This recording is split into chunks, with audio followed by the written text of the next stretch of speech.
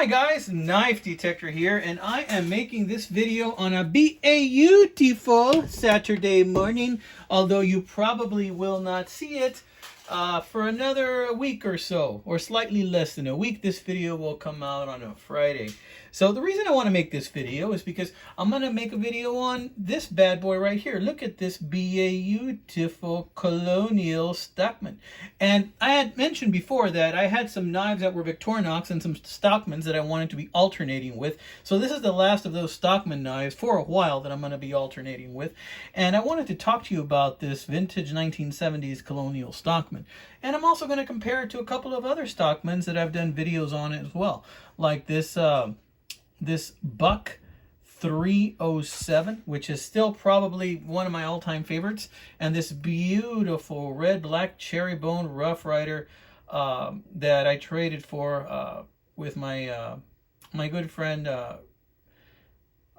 Carbonite Gamorrean, who I learned recently who is no longer with us, and prayers continue to go out to his family. So this one will always have a special place in my heart when I carry this one. So I'm going to compare all of these knives, and we're going to start by talking about this one. Okay, look at this gorgeous knife. This is pretty much a flawless example from the 1970s. It's got some type of a special Delrin on it.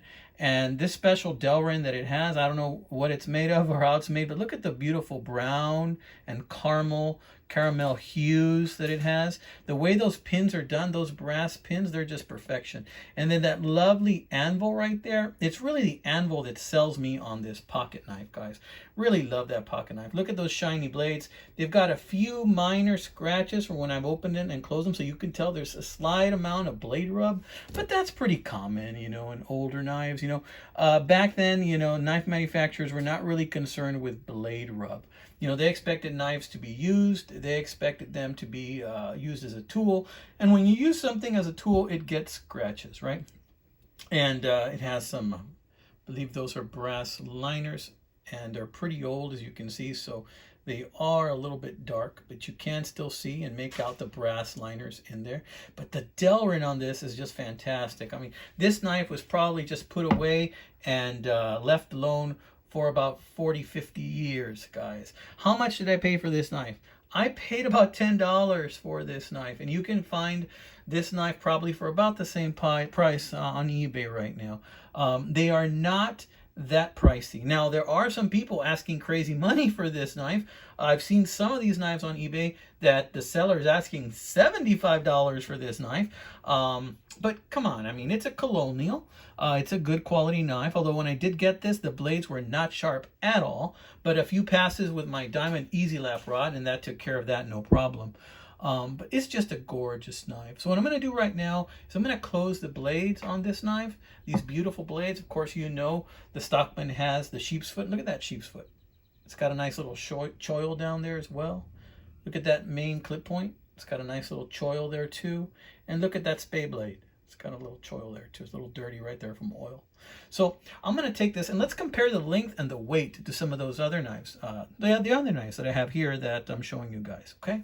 So let's close this bad boy up. Boom. Snap closed. Boom. This thing still has the factory snap. It's beautiful. I'm going to start carrying this bad boy. What does it say right there? It says kind of like patent pending, and it's got like a couple of billion numbers or something in there. Let's close it. So the length closed of this knife is right around 4 inches exactly. Okay, right around 4 inches exactly. Let's compare that to the Buck 307. The Buck 307 is slightly bigger, if you can see that. So this is probably like 4 1/4, the Buck 307. It's slightly bigger than the Colonial. Okay, the Buck 307, check out the springs. It also has much thicker springs. So we're going to talk about heavy knives. This is heavier than the Colonial. I know that for sure, but we're going to compare them in a little bit when I take out the scale. So let's now compare it to the black cherry bone, which I really like. This is just a gorgeous knife. I mean, come on, guys. Carrying this knife in your pocket, doesn't that just bring joy to you when you're carrying this in your pocket and you're going through a stressful day? You reach in there, you put your hands on this, and you remember what you have. Without taking it out, you can probably think about, oh, I have that beautiful black red cherry bone. and it's got 3 blades, and it's a great knife, and it's in my pocket right now. And you can use it kind of like a worry stone, so I'm going to use this knife for exactly that reason. So let's compare it right here. You can see the black cherry bone is just slightly shorter. So let's see the length on the black cherry bone. Let's see what we got here. Where's that? So the black cherry bone coming in at 1, 2, 3, about 3.5 inches. Maybe slightly over 3.5, but about 3.5 inches. So this is much more compact to have in your pocket, and because of the nice little curve on the bottom, it just sits there on the bottom. Really like that about the Stockman knives. Usually most of them just sit there in your pocket. There are some fancy little sheaths you can use for these, or some slips, but come on, it's a pocket knife. It's something you're going to use. If you're going to use it, pull it out, and use it. This thing will be at home as cutting rope as it would be cutting a steak in the kitchen table. Fantastic knife. Let's check the weight, guys. What do you say? What do you say? Now, a lot of people ask me about this stone. A lot of people ask me, they think it's like an old-fashioned, ancient caveman axe or something like that. It's not an axe. It's just a stone. It's part of a mortar and pestle set. So let me take out the other piece here. See? So it's a mortar and pestle. So basically, somebody would use this to grind spices, just like that. Or make some salsa. Throw in some chili in here. Throw in some cilantro. Throw in there different kinds of pepper, some onions, and some lemon juice.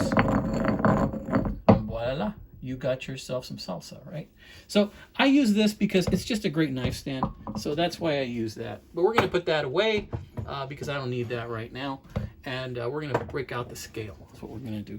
So my wife bought this awesome scale right here that I've gotten dirty apparently. And it's great for weighing knives, among other things, and food products and what have you. But it's really convenient because it's right here in the kitchen where I can use it. So let's let it zero out. Let's first weigh what I think is going to be the heaviest one. Now, mind you, this Buck 307 used to have more blade, which has since been sharpened off and worn away over the years. I'm sure there's probably a little bit more handle that's been smoothed out over the years, because I believe this knife might be from the 70s. So let's see how much it weighs now. So that weighs 3.8 ounces. 3.8 ounces right now on this Buck 307. Now remember, a full-size Buck 110 weighs 7.2 ounces, so that's not too bad. You're not going to feel this in your pocket too much. 3.8 for the Buck. Let's check out the Colonial. Wow, that's heavier than I thought it was going to be. 3.1. It's only 0.7 of an ounce of a difference. Not even a whole ounce. A little bit more than half an ounce of a difference. Wow, that's much heavier than I thought it was going to be. I thought that was going to be around 2. So the Colonial's coming in at 3.1. For a 3-ounce knife, guys, come on, you're not even going to feel that in your pocket. Let's check this beautiful red cherry bone right here. Black cherry bone. And 2.9. So again, very similar to the 3.1 of the Colonial, just in a smaller package, probably because it uses thicker steel and brass.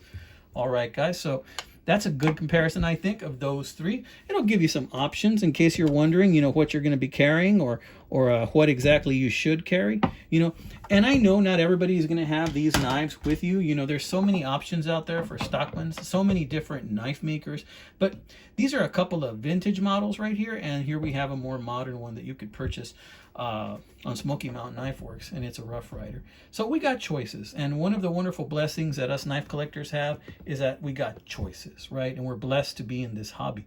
So all right, guys, this has been another episode of the Knife Detector channel, but I want to give you fair warning. The next 5 or 6 videos are going to be on Pakistan knives made in Pakistan. Okay, now I'm going to do that for a reason. There are some beautiful knives out there, but we all cannot afford the expensive knives, and we all have a different idea of what expensive is. A $10 knife that to me might be expensive, or somebody else it may not be, or a $100 knife may not be expensive to me, but it might be to somebody else. We all have different knives that we can afford at different periods in our life, right? For example, I mentioned that I paid $12 for this, but after I found the defect, the seller returned me $4. So I paid $8 for this. Okay, I paid $10 for this, and I paid nothing for this. I did a trade with carbonite for this, but if you can buy this at the Smoky Mountain Knife Works for about $16.99.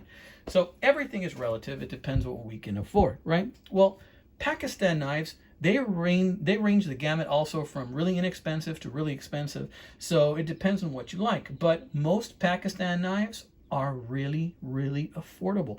And there are some really pretty ones out there, and so many hundreds of styles that you can probably find one that suits your needs and your liking. So I'm going to give you a few variations. We're going to look at some frostwood knives. Most of the knives I'm going to show you, they're going to be knives that are frost knives, you know. Most of them, not all of them. And the wonderful thing about Pakistan knives is that, you know, they're so affordable, guys. They're so affordable, and they make so many unique styles. So coming up, I'm going to show you a canoe, a 2-blade Pakistan canoe, where both blades are coming off the same side, okay? I'm also going to show you another, believe it's a packawood or frostwood canoe. I think it's a 5-blade, and this is a thick knife. Let me tell you, it's a big knife, heavy knife, okay? I'm also going to show you a really nice Oki River sunfish, or a Koi River, sorry, sunfish, and that's a frost brand. Okay, so I'm going to show you some cool knives coming up. I want you guys to understand that the purpose of that is only to show you variety. You know, I want my channel to be like a living glossary or dictionary of or resource center for knives. You know, check out my playlists. There are so many different some knives I have on my playlists, knives that I may not have anymore, that have gone through my hands and moved on to bigger and better things in somebody else's ownership. But I want you guys to look at my channels like a resource center. If you get bored, check out my playlist. I got a lot of them. All right, guys, this has been another episode of the Knife Detector. You guys take care. God bless you, my friends. I hope you're digging on this video. Oh, and stay tuned for a couple of pictures of my cat, Thomas, aka the Knife Defender.